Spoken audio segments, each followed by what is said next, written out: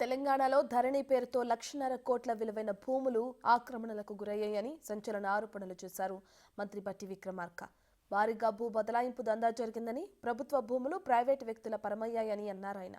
గత ప్రభుత్వ హయాంలో కొన్నేళ్ల పాటు ఒక వ్యక్తి రోజు ఇదే పనిపై ఉండేవారని, పార్ట్ బి భూములన్నీ సక్రమం చేసుకున్నారని బట్టి ఆరోపించారు. ఇక ఈ భూ దందాతో పోలిస్తే కాళేశ్వరం నథింగ్ అని, దీనిపై ఫోరెన్సిక్ ఆడిట్ చేస్తామని బట్టి చెప్పారు.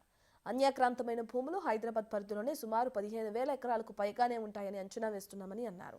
ఇక పార్ట్ బిలో భూమిని అనుకున్న వారి పేరు మీద రిజిస్ట్రేషన్ చేశారని, వాళ్ళు మరొకరి పేరు మీద మ్యూటేషన్ చేశారని, ఇదో పెద్ద దందా అని బట్టి చెప్పారు.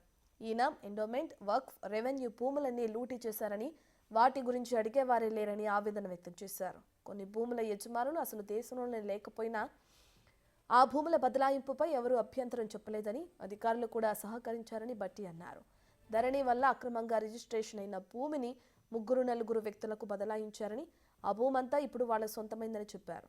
గత ప్రభుత్వం ఎన్ఓసీ ఇచ్చింది కాబట్టి భూమిపై వాళ్లకు హక్కు వచ్చిందని, ఫోరెన్సిక్స్ ఆడిట్లో నిజాలన్నీ నిగ్గు తేలుస్తామని బట్టి హెచ్చరించారు.